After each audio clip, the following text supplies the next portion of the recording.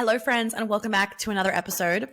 So today we're jumping into the topic of how to be a feminine woman that's also a highly successful one. If you are a mum and you do not work as well, or you don't ever want to work again, I don't really know how to phrase that, this will still benefit you.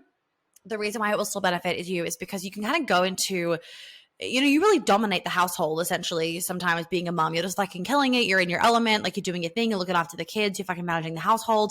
That's a full-time fucking job. And you can kind of slip into your masculine a little bit, but at the same time, you want to be succeeding in that role and also be heavily in your feminine. So make sure you listen as well if you're in that. Okay, two important things that you guys need to listen up for. Number one, we are hyping the launch of my next event. The details of it all are on the website page. It is the weekend of May 27th. It is the Friday, Saturday, Sunday, the weekend of May 27th next year. So put that in your calendar. You need to make sure that you're on the wait list. If you're not on the wait list, you're going to miss crucial details, but most importantly, you will miss the opportunity to get your tickets 2 days prior to everybody else and the $1,000 savings. So the reason why you want to make sure you're on this as well is because we only have 60 tickets. And when you figure out the location and when I announce the location, it's going to make sense of like, oh, this shit's going to sell out really fucking fast. So it's really important that you get your finances and your calendar and whatever you need to get organized prior to the actual launch date so that you can make sure you can buy that ticket, boom, ready to fucking go. So if you're not on the wait list, please make sure you are. I'm so excited for my next event. It's going to be obviously the best one yet because they just keep getting better and better. If you've been to prior ones, please come to another one. I love to see friendly faces, and also you always get even more out of the next one because you know what you're walking into, deeper layers get to be healed, and there's always shit that we deserve to release. So that's announcement number one. Announcement number two is on the 22nd, so this week, we have the Feminine Female Breadwinner Masterclass. It is really important that you have signed up for this, ladies, because I know there are so many of you listening that are highly successful and you think about this dynamic, or you are in this dynamic where you are making more money or you are quote unquote more successful than your partner, or you're worried that this will happen in the future for you, or you come up against it with dating or whatever. You need to learn how to navigate this. Let's value our relationships, people. Let's value our future. Let's value ourselves. And I can't wait to see you there. All right, let's jump in. So how to be a feminine woman that's also a highly successful one. Firstly, there are a few kind of energies that you can be embracing when it comes to feminine energy and being in your feminine flow, right? So when we're thinking about like, I just want to be feminine, it's really about you want to be in that receivership energy. You want to be able to surrender. You want to be able to flow with your days and just move through it. You want to be able to feel like you can just respond to what's coming through and move through with grace and ease, and not feel like you're pushing and hustling and having to do and try and push all the time, because it's very draining. We want to be feeling like we are in this like energy of grace and magnetism and surrender, because that's really the ultimate feminine energy that you want to be in. Now, because of capitalism and this idea of just like make more money, you are better if you make more money, spend your whole life just making money because then you're enough, basically. Like this constant just push of capitalism. Feminism and capitalism are very linked.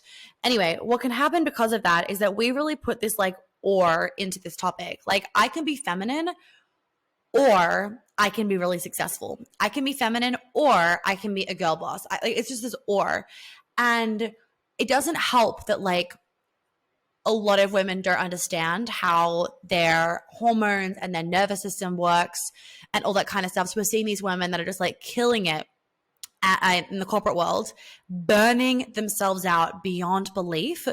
And it's because they are choosing or. It's like, I can only do this. I can't be feminine or this. And for a lot of us, let's not forget that we have shamed the feminine, that we don't embrace our own feminine. We think the feminine is weak and lame. And we honestly feel insecure about our feminine.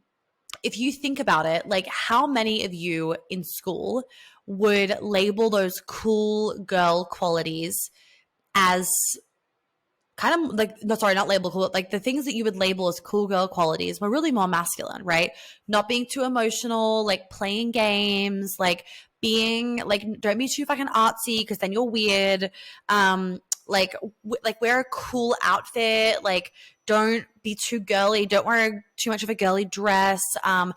fit in with the boys, play sports. Like a lot of us have really shamed and berated our feminine qualities within us. That's not to say playing sports is like not cool or not good. What I'm saying is that if you were to reflect, because I know if I reflect, this is true, there are so many of us that we really put the masculine qualities on a pedestal, and we made the masculine qualities like a good thing, and we made the feminine qualities a bad thing. I was going to test my sound. Hold on a second. Are we good? Testing. Yep, we're good. You can keep that in. Keeps it authentic. So a lot of us really have shamed a lot of the feminine qualities. And what that then means is that we don't admit what we want for ourselves. So what happens is that we are hustling towards these kind of masculine traits of success, right? We're hustling, we're pushing, we're really thinking that if you achieve A, B, C, X, Y, Z, you're going to feel enough. And by doing that and making these masculine qualities the thing that makes us feel enough, what happens is we reject the feminine parts of ourselves that need to feel full in order to feel happy. So we reject our need for connection, for love, for sensuality, for touch, for intimacy, for aesthetics, for creativity, for flow, for time, for space, for calmness, like for softness. We reject all of those parts of ourselves, and instead we only embrace the really masculine traits. And whilst there are benefits, obviously, in some situations to really embracing the masculine traits, and we need to be able to have both, and there's sometimes we need to really bring in those masculine traits, what can happen is that we create this story where you can't be a really feminine woman and a really successful one. Now, some of us don't want to be, we tell ourselves we don't want to be a really feminine woman because we think that that in order to be really successful, and we want the success more, that we have to be a different kind of archetype. We have this like girl boss archetype, this boss bitch, where, in order for us to be successful, that's who we have to be. And like, she doesn't embrace the feminine qualities. She's not saying out loud, I can't wait to go home and just like snuggle with my man, because that would be lame, weak, and pathetic. So what happens for a lot of us very subconsciously is we choose one or the other, right? You maybe have chosen the more feminine route, the more nurturing, mothering, I'm staying at home with my children route. And so you might feel nourished, but you also then might feel depleted at the success side, right? We'll jump to that in a second. Or you choose the route of like, I'm going to go down the success avenue. But then what happens is you're single at 50 and you've barely dated. You can't find a man that you're attracted to, or you can't find a man that will stick around. You are miserable. You're at home alone and you feel like, well, this is fucking great. I have millions of dollars in my account and no one to share it with. So what we're seeing happening is we are coming against this like complete polar opposite. And in my opinion, neither woman is happy because we're not admitting what we need. We are fitting in to like a status quo. We're either fitting in to what we think we should do as a woman because maybe you grew up in, let's say, a really religious culture where the women just stay at home and look after the kids, or you are fitting into the story of capitalism where it's like the more successful I am, the better I am as a woman. Or you're fitting into this like feminism, like fuck men, I'm going to prove that I'm better than them or I'm as good as them. And really it's just breeding anger. So there's so many of us that are walking around with this sadness and hollowness and anger in our bodies because we're not feeling whole and complete in the way that we want to be feeling. Then we are coming up with this situation now where there is a rise of successful women, fucking great, that are wanting to be in their feminine as well. Fucking great. Like, we are here for it. I am fucking here for it. Yes, yes, yes. Then the problem is now it comes into relationships and they want a man that leads, but they're leading. Okay, so this is problem number one. They want a man that leads, but they're leading. They're in their masculine. They're not in their feminine. They don't know how to be in their feminine. They don't know how to have both. They emasculate, shame, berate men. And then they are saying there's only like pathetic men, like all men are this, all men are that. And like they can't find any good men. All the good men are taken, or they need to find this like super, super, super alpha male, which generally speaking, they're the really like alpha looking males are generally pretty pathetic because it's really all the front. It's like an insecurity thing.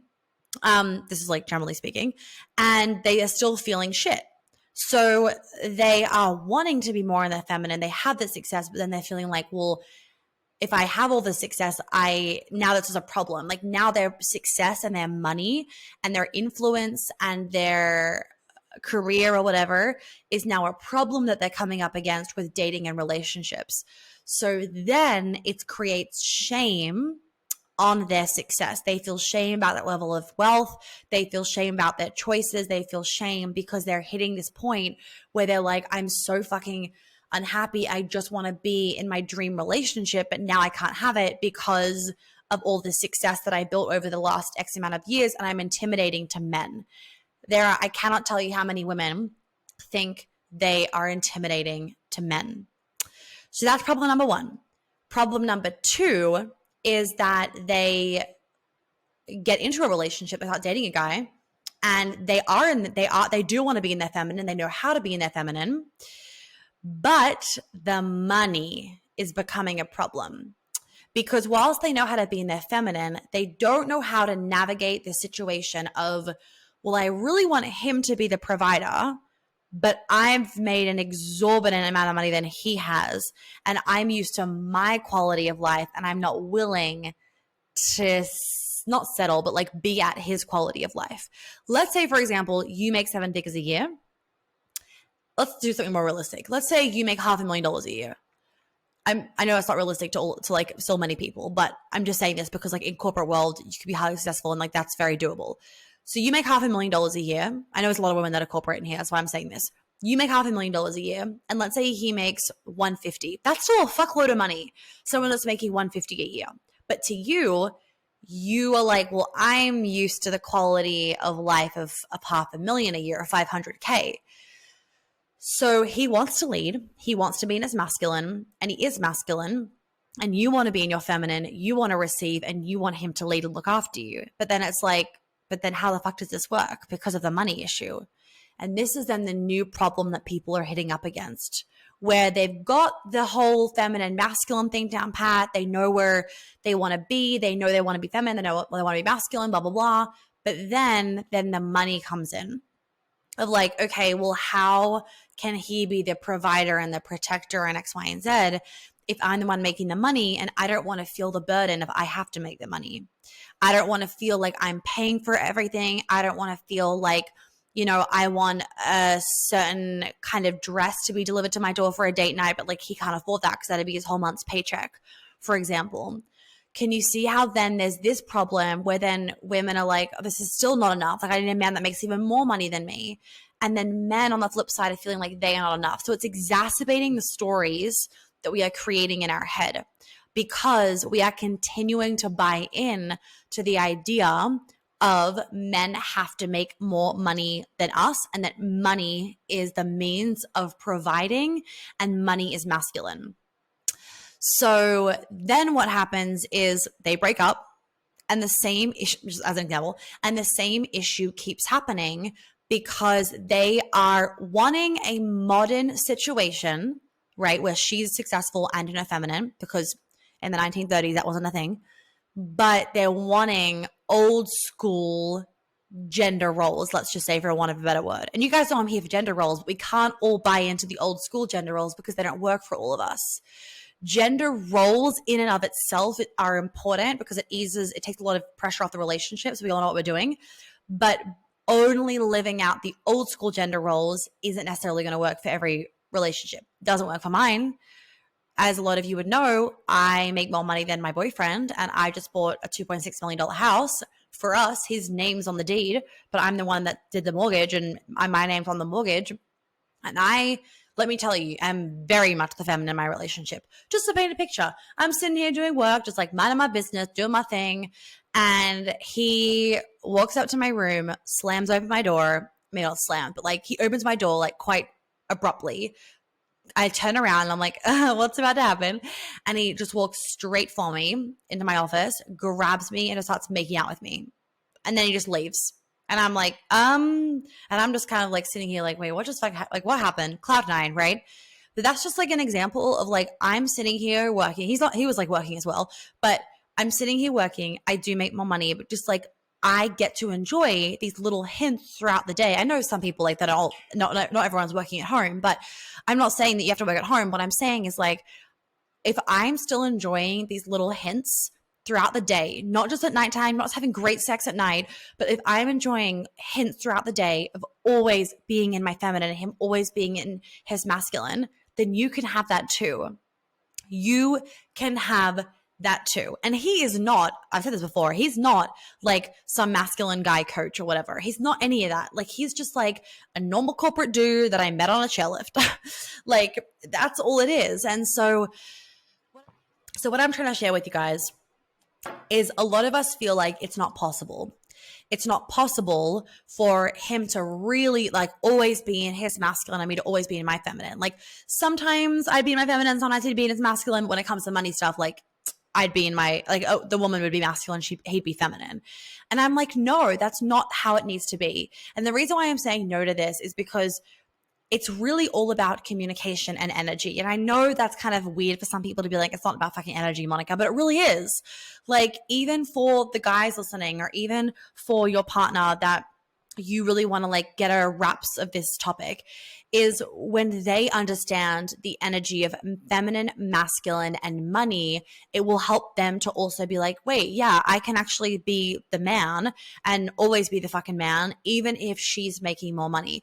Now, there has to be a really open-minded with this conversation, because obviously when you go into this conversation, if we're talking about like sharing finances or the woman paying for, yes, more things, what can then happen for women is like, well, I don't want to pay for that. Or like, well, he should fucking pay for that. I don't trust him. Like, what if he just takes my money? Or what if he just fucking leaves me and I spent all this money on him?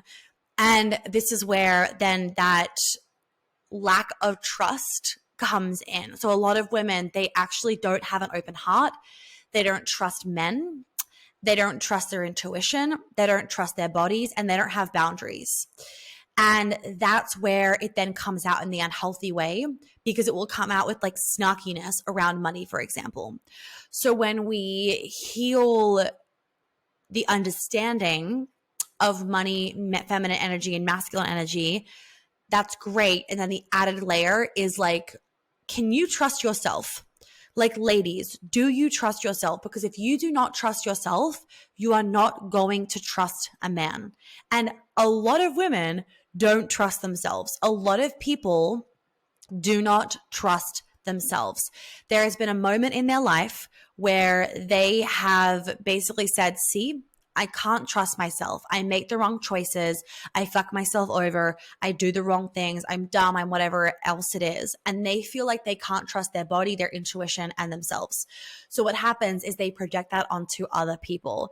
And trust is a journey. Like, trust is a fucking journey. To be able to fully trust yourself and therefore fully trust somebody else, it is a journey. But you are not going to enjoy life if you do not let yourself trust others. You are going to constantly have a closed heart if you are constantly thinking that other people are going to fuck you over. And that's why doing the trauma stuff around money and around like men and relationships is so important, because you don't want to be bringing that shit into your new relationship or into your current relationship. It's really, really important. So, okay, just going back to the topic. So being a feminine woman is also a highly successful one. It's not opposites, but it's kind of opposites, right? Like, feminine success, like, it's not opposite, but like in terms of capitalism, it's opposite, right? Like, the feminine's like, oh, she just does nothing and stays at home, according to capitalism. And then the success is like, yes, like fucking killing it, girl boss, blah, blah, blah. So in our brains, a lot of us, because of the influence of society, we have them as opposites. So for some of you, you need to try and like think of it like I'm embracing the duality. Like, I'm embracing the one side of myself and the other side of myself. Because for a lot of you, for a period of time, it may feel like it's opposite. It's like you have to swap into your feminine, swap into your like work mode. And that's okay if that's how you have to feel for a little bit. The most important thing is that you're letting yourself do that. You're letting yourself do that. Like, can you, at the end of the day, let yourself jump into your feminine, or are you trying to still control the situation at nighttime? I really want us to all get this in our fucking brains right now. Let's all just stop and listen. You, as a woman, deserve to be loved, cherished, adored, looked after, protected, and provided for, and be successful and make a fuckload of money. It is not one or the other. You can have both. And I am not saying this from like a manifestation woo-woo perspective. I'm saying this from a legit perspective of you can have both. In order for you to have both, you need to stop emasculating men. You need to heal your relationship with money combined with the relationship with masculinity, because your relationship with money is a little bit separate. Then there's the relationship with the masculine. Then there's both. Because we tie so much, like I was saying at the beginning, we tie so much of him protecting me to money. And a lot of us can feel like, well, I don't want to carry the burden of being the one that has to make the money. And this is where a conversation that I'm going to outline for you guys in the masterclass is really important, because even if you are technically the breadwinner, I can almost guarantee you that a masculine man will feel more of a burden than you do for ensuring that like money is coming in without you feeling the burden, because he doesn't want you to feel the burden of that. He wants to feel the burden. He wants to feel the weight of that. He wants that. Like that's like his responsibility as a man, right? In the masculine's mind, that's his job as a man. He wants you to be in flow. And the beautiful thing that a lot of us have to embrace as women is that for a lot of us, we have found a huge gift in, from a lot of us, the creative space, because we're very good at creative spaces and we make a lot of money out of it, because the creatives are very, like, creative spaces are really important in the economy, right? Like we now really fully acknowledge being a creative in one way, shape, or form as a full-on career. Whether you're a website developer, a designer, an interior designer, a coach, a healer, a artist, a musician, whatever it is. And we can make a lot of money off literally just embracing this feminine talent that we have. And so if we were to just bring some real love into money, masculine, like this whole topic, isn't that beautiful that we can make a lot of money off doing something that we love and that we have a gift at? Now, obviously men can as well, but like a lot of men will choose to just be logical, and that's fine. We love that about them. And so it's selfish of us to be like, well, I can make all this fucking money doing literally just nothing, like not nothing, but you know what I mean? I can make so much money from just selling an album, for example, or designing a house or whatever it is. And then we expect them to be able to do the same. When to them, they want to be logical. They want to have a job that isn't just relying on their talents, but that makes quote unquote sense.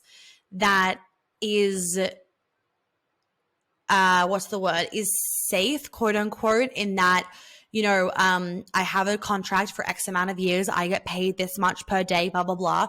Their brain wants that, needs that, likes that.